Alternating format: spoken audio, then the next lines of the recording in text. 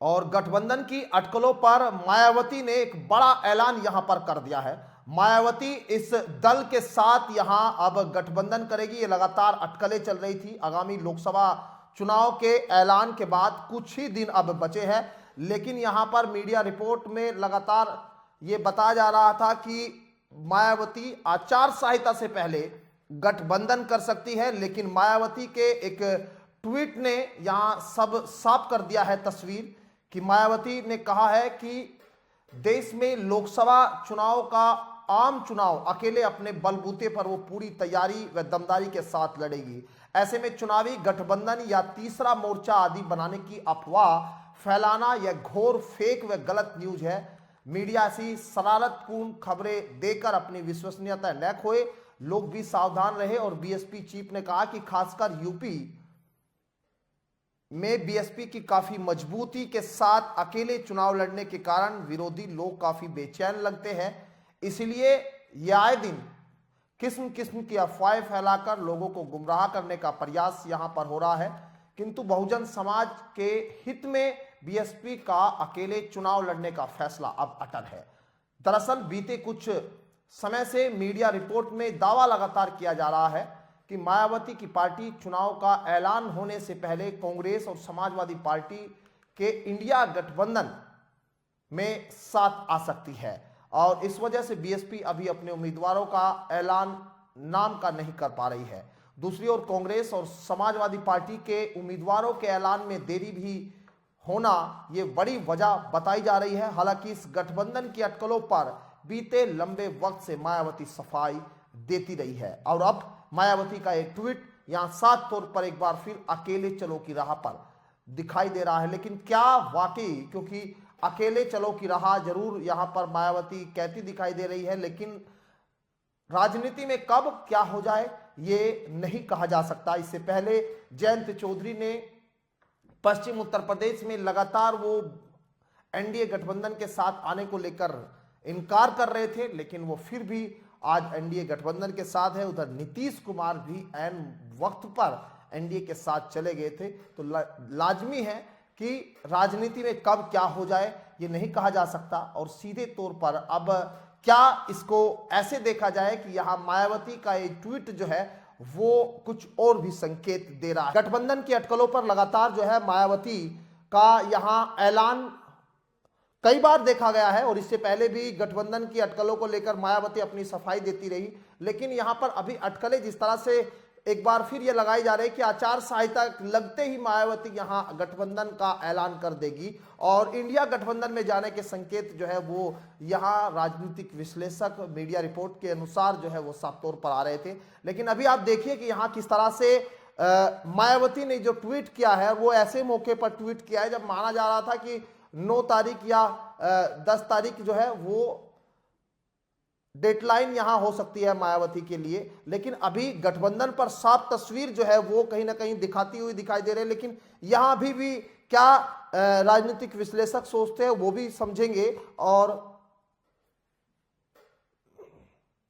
मायावती का जो ट्वीट है वो एक बार आपको दिखा देते हैं। यहां पर मायावती ने जो ट्वीट किया है, बीएसपी देश में लोकसभा का आम चुनाव अकेले और अपने बलबूते पर पूरी तैयारी व दमदारी के साथ लड़ रही है। ऐसे में चुनावी गठबंधन या तीसरा मोर्चा आदि बनाने की अफवाह फैलाना यह घोर फेक न्यूज है। मीडिया ऐसी शरारतपूर्ण खबरें देकर अपनी विश्वसनीयता न खोए, लोग सावधान रहे।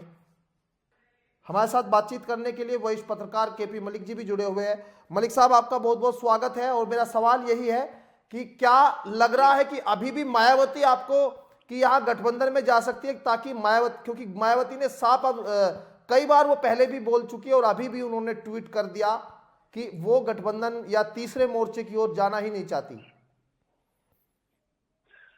देखिए राहुल, इसमें कोई दोरा नहीं है कि मायावती ने मना कर दिया है, उनका ट्वीट भी आया है।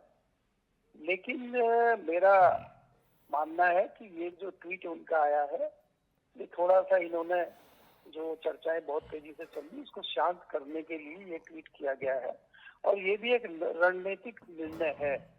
आज उम्मीद की जा रही थी कि आचार संहिता आज लग जाएगी और आचार संहिता लगने के बाद ये घोषणा होनी थी। आचार संहिता नहीं लगी है। अब उम्मीद ये की जा रही है कि 15 तारीख तक आचार संहिता लगेगी और आचार संहिता के बाद ये घोषणा होगी, कांग्रेस की तरफ से घोषणा होगी कि मायावती को पीएम पद का उम्मीदवार घोषित किया गया है। जब तक आचार संहिता नहीं लगती है तब तक मायावती जी इस तरह की किसी भी चर्चा को नकारती रहेंगी और जैसे ही आचार संहिता लगेगी वो इसको सहज स्वीकार करेंगे। हमें ये जानना होगा कि मायावती को क्या नुकसान है अगर कांग्रेस पार्टी और महागठबंधन, इंडिया गठबंधन मिलकर उनको पीएम पद का दावेदार घोषित करते हैं।